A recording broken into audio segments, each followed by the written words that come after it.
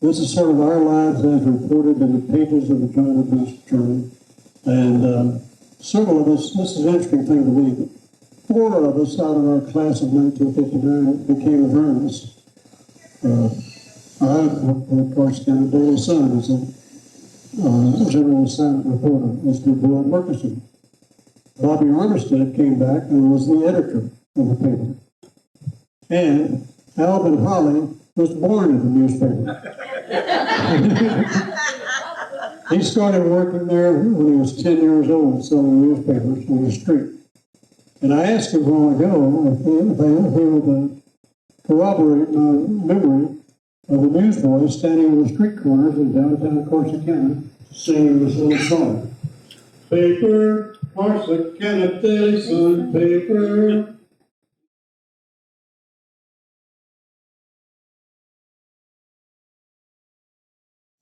Okay, I'll have to tell you, this is completely unrehearsed. So we're not real sure how it's going to come out. It's a great experiment anyway. Okay, So, who starts? Do you Bill, start, you Will? start? I'll start. Of course. I'll start. Show off. This is my press card. All right. I want to tell you.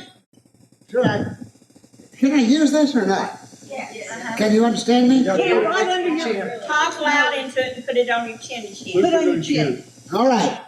I can talk louder than a microphone. We know that. All right. I want to tell you, it was a great business, the newspaper business. Back in the days that I practiced it, it was hard-hitting reporters. It was hard-boiled editors telling you what was going on.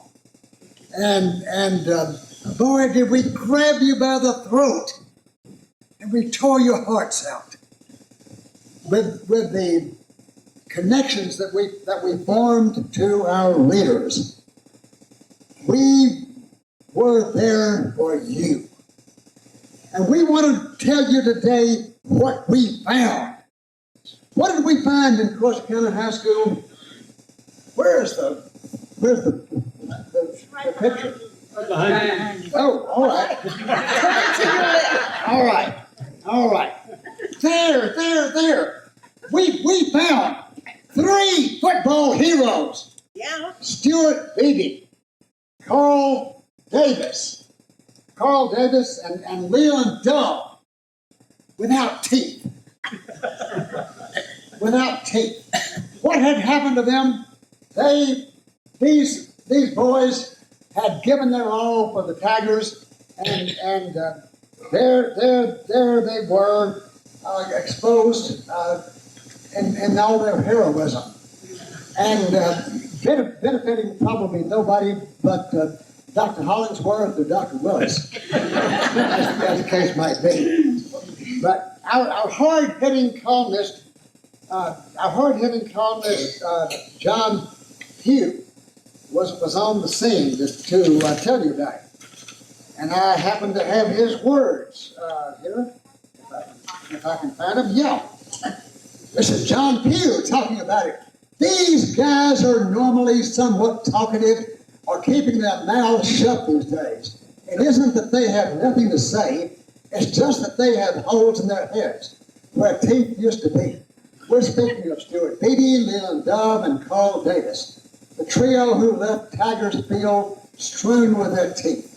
Carl walked off minus 2 of his incisors, Beebe lost 3, and Davis was slightly on the modest side, contributing only 1.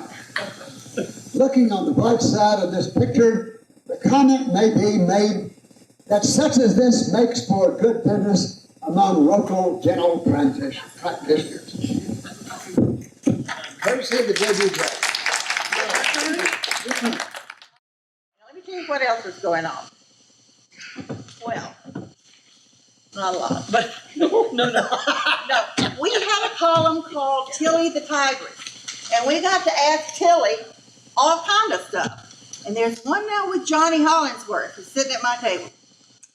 He says, "Dear Tilly, the other day I was engaged in a conversation with my girlfriend, and she must have yawned a dozen times.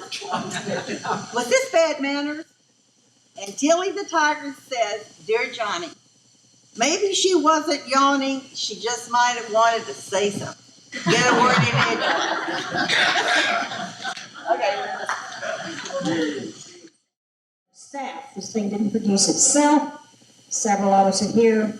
We know several of us are no longer with us, and some just couldn't make it. But I'm going to read out the names if you're here and stand, or you don't have to, but you can stand if you like. The first year, we were represented very well. They put different, every year there's a mix of different classes. Patty Ferguson was on the group, Barbara Ford, Alan Edens, and Marianne Patro. They became a part of the staff the very first year. Then we had a senior editor and a mix of the classes after that. Then the following year, JB Fortson and Larry Norwood joined the staff.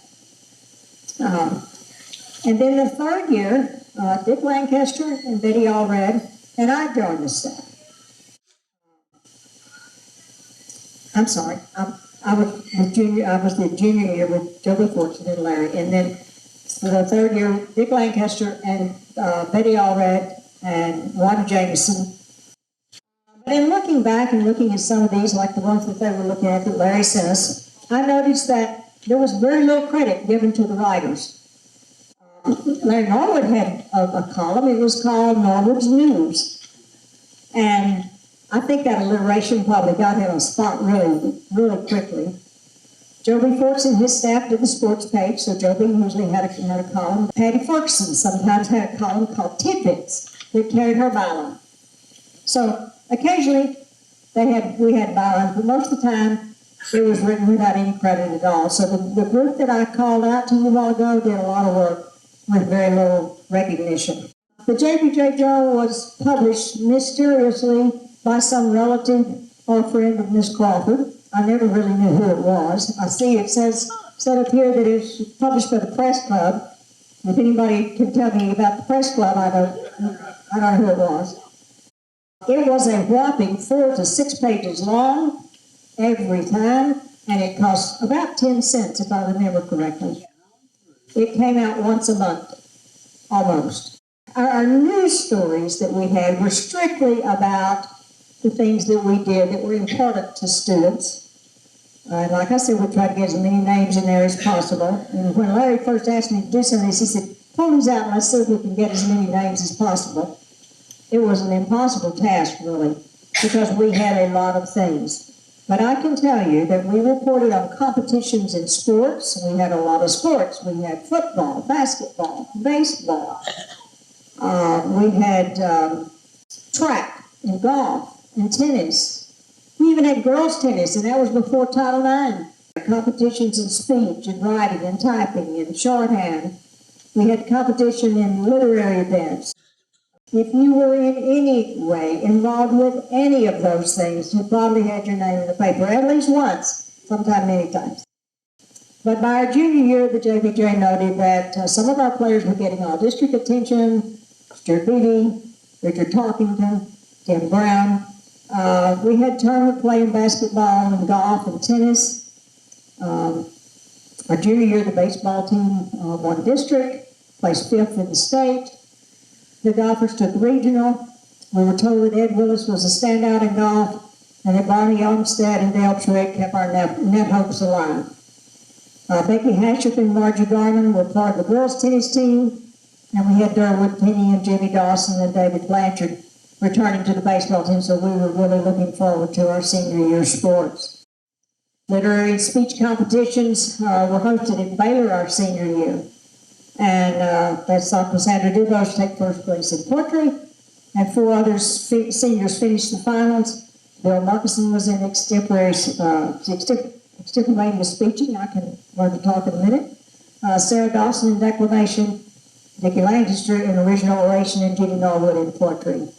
So we always had a good showing of all of these people, and it was reported faithfully in our newspaper.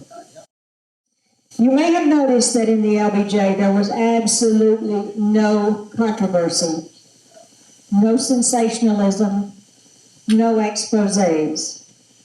There were no reports of who was dragged and beaten after midnight, or who fell off the gymnasium roof while intoxicated, or who painted the statues in the auditorium, or dressed them in the women's underwear on senior day, or who left the outhouse on the lawn for the same occasion.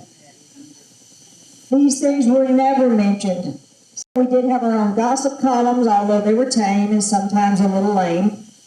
They were called by several names. We had Tiger Tales, and we had Tiger Party Line, and we had School Scandal. Here's one. Have you noticed the way the junior and senior boys look at the sophomore girls? Tell us about it, Gary and Sammy. On twerk week, Jerry Steve was overheard bragging to some friends that Carol Jackson really had to spend money on him. Here's the one for Wanda Jameson. We hear he's from out of town.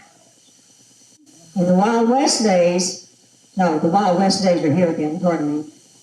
Becky Hashett, Judy Norwood, and Sarah Dawson were among the performers in the grand entry during the rodeo. Y'all didn't tell me who did that. Another column. Have you noticed Rose Bedford hopping around on one foot lately? She kicked her little brother. That was about as risque as it got. When including anything about couples, I always prayed that the same couple would be going together by the time we sold these on campus. Things, change pretty quick when you're in your teen years. But one entry turned out to have endured the test of time. This is a quote from October 1958, the very first publication of our senior year. From the Tiger Party Line, for all to see, was Pat Warthen has proudly announced that she's going steady with Harry Woo Hudson.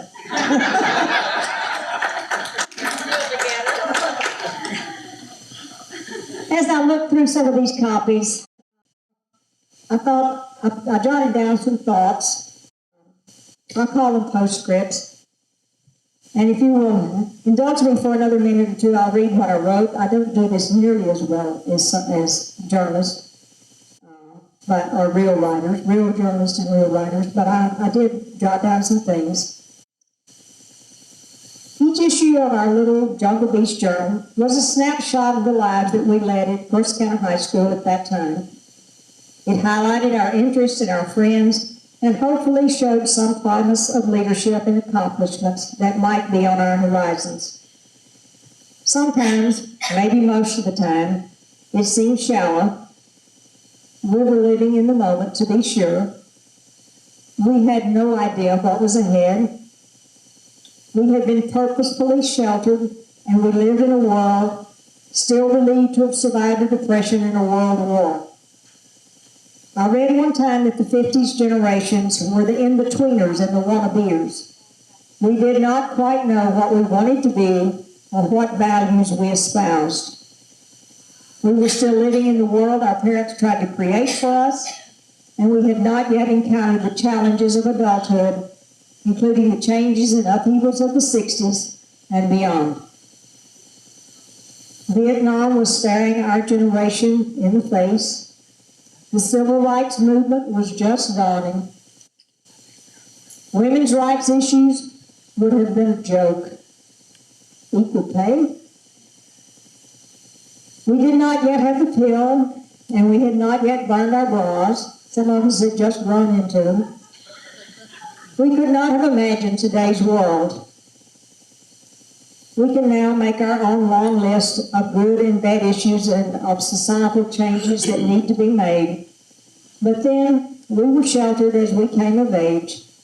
Our little high school newspaper was a snapshot, and we were teenagers, 16, 17, 18.